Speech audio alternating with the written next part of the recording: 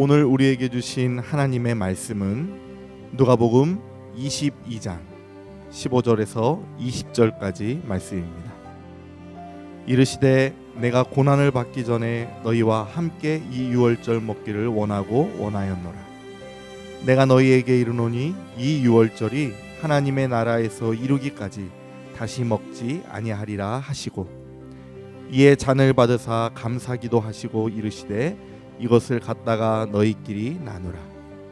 내가 너희에게 이르노니 내가 이제부터 하나님의 나라가 임할 때까지 포도나무에서 난 것을 다시 마시지 아니하리라 하시고, 또 떡을 가져 감사기도 하시고 떼어 그들에게 주시며 이르시되 이것은 너희를 위하여 주는 내 몸이라. 너희가 이를 행하여 나를 기념하라 하시고, 저녁 먹은 후에 잔도 그와 같이 하여 이르시되 이 잔은 내 피로 세우는 새 언약이니 곧 너희를 위하여 붓는 것이라. 오늘 우리에게 주신 하나님의 말씀입니다.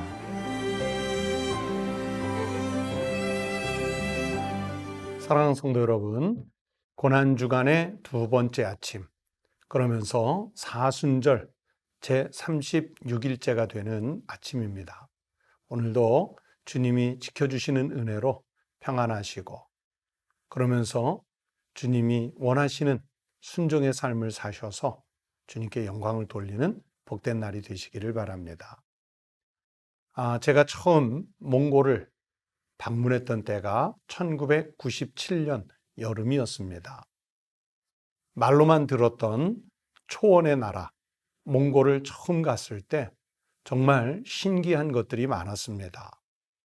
당장은 눈에 들어오는 끝도 없이 펼쳐진 푸른 초원이 눈에 들어왔고, 또 그 초원 위에 수를 헤아릴 수 없는 말과 소와 양떼, 염소떼들의 규모에 깜짝 놀랐습니다.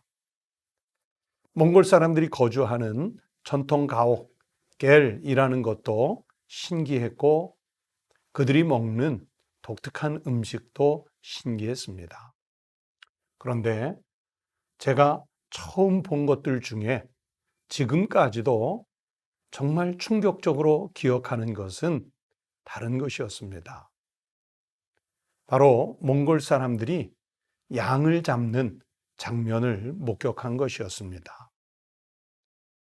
그 이후에도 여러 차례 몽골을 방문해서 양 잡는 것을 보았지만 그 처음 목격했을 때만큼의 충격은 아닙니다. 그 몽골 사람들이 한 마리의 양을 잡을 때 그 양이 너무 순종적이어서 정말 비명소리 한번 지르지 않고 조용하게 주인 앞에서 죽어가는 그 모습을 보고 눈물이 날 만큼 가슴이 아프면서 충격을 받았습니다. 성경 말씀에 털 깎는 자 앞에 양이라는 말씀이 있지요. 그것처럼 털 깎는 자 앞에 그냥 단순히 털을 깎는 순종의 양이 아니라 자기의 목숨을 잃으면서도 조용히 순종의 자세를 취하고 있던 그 양의 모습은 가히 충격이라는 말 외에는 달리 설명할 말이 없습니다. 여러분, 오늘 예수님께서 마지막으로 베푸시는 그 식탁은 어떤 의미를 가지고 있을까요? 여러분, 유월절을 기념하면서 잡은 양의 피로 허다한 죄를 씻는 은총을 입으려고 많은 사람들이, 그 많은 유대인들이 예루살렘으로 모여들 때였습니다. 예수님은 이제 마음으로 정한 십자가의 길로 떠나시려고 합니다. 자신의 때를 이미 알고 계셨던 우리 예수님은 자기 곁에 늘 함께했던 제자들과 나눌 수 있는 의미 있는 마지막 식사를 계획하셨습니다. 우리가 보통 말하는 최후의 만찬이라는 유월절 식사를 말합니다. 주님은 이와 같은 식탁을 다시 대할 수 없다는 것을 아시고 여느 때와 다른 모습으로 식사를 하십니다. 먼저 떡을 떼어 하나님 아버지께 감사의 기도를 하신 다음에 제자들에게 떼어 나누어 주셨습니다. 그리고 또 식사 후에는 잔을 들어서 하나님 아버지께 감사의 기도를 하신 다음에 이 잔은 내 피로 세운 새 언약이다.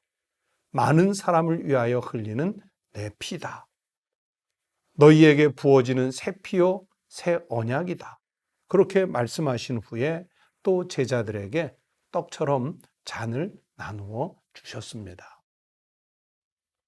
여러분, 이 고난 주간에 우리는 주 예수 그리스도의 삶을 더 깊이 생각해야 합니다.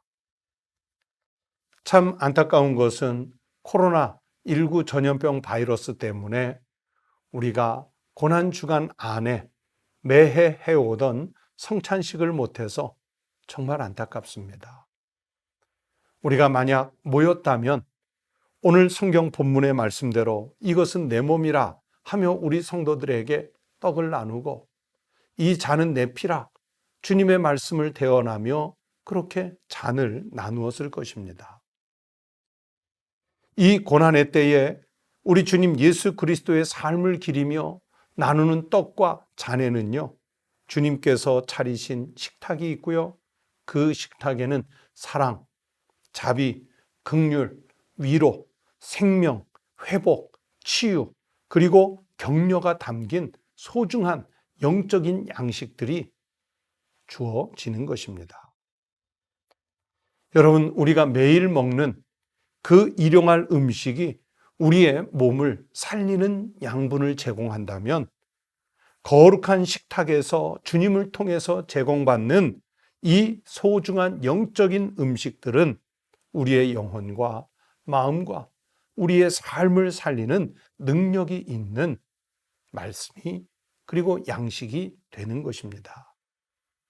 여러분, 주님의 마음을 헤아리며 우리 주님께서 친히 음식이 되어주셔서, 다시 말하면 나의 영혼을 살리시기 위해서 그 살을 찢어 떡이 되시고 그 보혈을 흘려 우리의 생명 그 양식이 되어주신 것을 우리가 생각하면서 우리 주님의 그 말씀의 식탁에 늘 참여를 하셔야 합니다. 여러분, 우리가 눈으로 보이는 성찬을 가질 때도 있지만 우리 주님의 십자가는 바로 주님의 떡과 주님의 살을 주님 몸을 통해서 우리에게 주시는 성찬의 식탁이 되는 것입니다. 그 십자가라는 식탁은 그래서 감사하고 아름다운 생명의 식탁입니다. 여러분, 오늘은 나의 생명을 위해서 어떤 양식을 먹으시렵니까? 하나님의 말씀, 주님을 향한 기도를 여러분의 영의 양식으로 먹는 날이 되시기를 바랍니다. 그리고 우리 가족들, 우리 이웃들, 나 이외의 다른 타인들을 위해서 여러분은 어떤 양식을 나누어 줄 준비를 하고 계시는지요? 여러분이 그리스도를 통해서 받은 사랑이라는 양식, 자비라는 양식, 긍휼이라는 양식, 위로와 격려라는 양식을 나누어 줄 수 있는 생명 양식의 전파자들이 되시기를 바랍니다. 그래서 우리 사랑하는 청북교회 성도들이 살아가는 오늘 삶의 자리가 바로 성찬의 자리가 되시기를 우리 주님의 이름으로 축복합니다. 기도하겠습니다. 하나님 아버지, 주님께서 잡히시기 전에 제자들과 성찬을 베푸시며 저들에게 이것은 내 몸이라 하시며 떡을 나누어 주시고 이것은 내 피라 많은 사람의 죄사함을 위하여 흘림이라 하시며 보혈을 나누어 주신 은혜를 기억합니다. 주님이 나의 생명 살리시기 위해 십자가에서 친히 그 몸으로 성찬을 베푸신 것처럼 이제는 우리가 생명 양식을 먹고 이 땅에 매인받은 것이 아니라 하나님께 속한 하나님의 종으로서의 삶을 살아가게 하여 주시옵소서. 그리고 그 생명 양식을 우리만 먹는 것이 아니라 아직도 주님의 은혜와 사랑과 생명 구원의 축복을 누리지 못하는 우리 가족들, 친구들, 직장 동료들, 이웃들에게 주님의 식탁을 베풀며 나누며 살아가는 저희들이 되게 하여 주시옵소서. 우리 사랑하는 청북교회 성도들이 사는 자리가, 그리고 한국교회의 모든 그리스도인들이 살아가는 삶의 자리가 성찬을 베푸는 자리가 되게 하여 주시옵소서. 우리 주님 예수님의 이름으로 간절히 기도하옵나이다. 아멘. 오늘 아침도 같이 기도하시겠습니다. 첫 번째는 십자가를 지신 우리 주님 예수 그리스도의 순종을 본받아서 순종하는 삶을 살도록 기도하십시다. 두 번째는 이웃에게 구원의 생명의 양식을 베푸는 전도자들이 될 수 있도록, 다른 사람이 전도자가 아니라 내가 바로 생명 양식 전도자가 될 수 있도록 기도하십시다. 세 번째는 교회와 그리스도인이 이 고난의 때에 위로와 격려를 나눌 수 있는 공동체가 되도록 기도하십시다.